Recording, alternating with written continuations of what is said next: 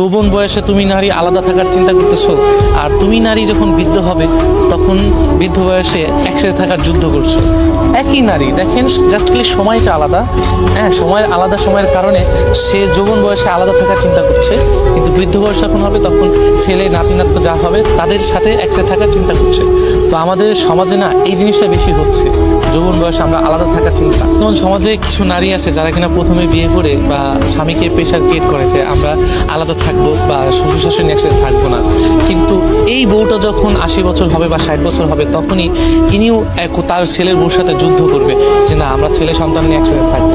আমাদের সমাজে কিন্তু যখন নতুন নতুন বিয়ে হয়, সব মেয়েদের কথা বলতে চাইবো না, দেখা যাবে শ্বশুর শাশুড়ি নিয়ে সবাই হয়তো থাকতে চাইবে না বা থাকার মন মানসিকতা হয়ও না। চিন্তা করে কি যে আমি আলাদা থাকবো, আলাদা করে নিজের একটা সংসার হবে, নিজের সব কিছু হবে, এটা প্রত্যেকটা মেয়ের একটা স্বপ্ন থাকে।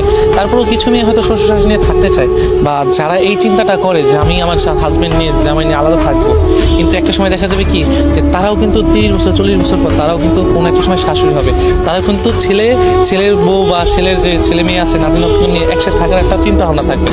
তাহলে যৌবন বয়সে তুমি নারী আলাদা থাকার চিন্তা করতেছো, আর তুমি নারী যখন বৃদ্ধ হবে তখন বৃদ্ধ বয়সে একসাথে থাকার যুদ্ধ করছো। একই নারী, দেখেন জাস্ট খালি সময়টা আলাদা। হ্যাঁ, সময়ের আলাদা, সময়ের কারণে সে যৌবন বয়সে আলাদা থাকার চিন্তা করছে, কিন্তু বৃদ্ধ বয়স যখন হবে তখন ছেলে নাতি নাতক যা হবে তাদের সাথে একসাথে থাকার চিন্তা করছে। তো আমাদের সমাজে না এই জিনিসটা বেশি হচ্ছে, যৌবন বয়সে আমরা আলাদা থাকার চিন্তা, যে আমাদের ভিতরে একসাথে যে থাকার যে একটা আলাদা একটা মায়া মহব্বত সেটা না দিন দিন কমে যাচ্ছে, বর্তমান নারীর প্রতি কমে যাচ্ছে।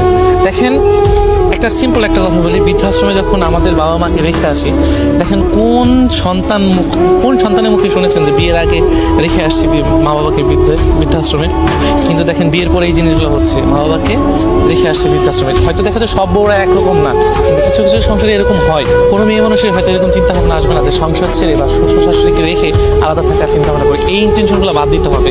দেখেন এইভাবে আসলে হয় না, সবারই স্যাক্রিফাইস করতে হবে। আর সুন্দর সংসার মানে অন্যরকম কিছু, কারণ আপনারা বাঁচবেনই বা কতদিন, সামান্য কিছুদিন বাঁচবেন, একটু চোখ বুঝলেই দুনিয়ার অন্ধকার।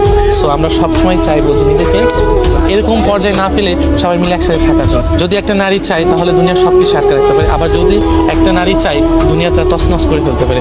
সো আমি আশা করবো বা আশা রাখবো এমন কোনো মানুষ জীবনসঙ্গী না হোক যে মানুষটা আমার জীবনটা উল্টাপাল্টা করে দেয়, বা আপনাদের জীবনটা। এমন অনেক মেয়ে মানুষ আছে যে কিনা যে একজনকে বিয়ে করে বা ভালোবাসার লোভ দেখিয়ে বা বিয়ের পরেও এমন জীবনটা নষ্ট করে দিল। সো আমি এমনটাই আশা করি। সো আপনারাও এইটা আশা করি হয়তো বা কার কাছে কতটুকু ভালো হবে জানি না, তবে প্রার্থনা কি সবার কাছে ভালো হয়, এটাই আশা।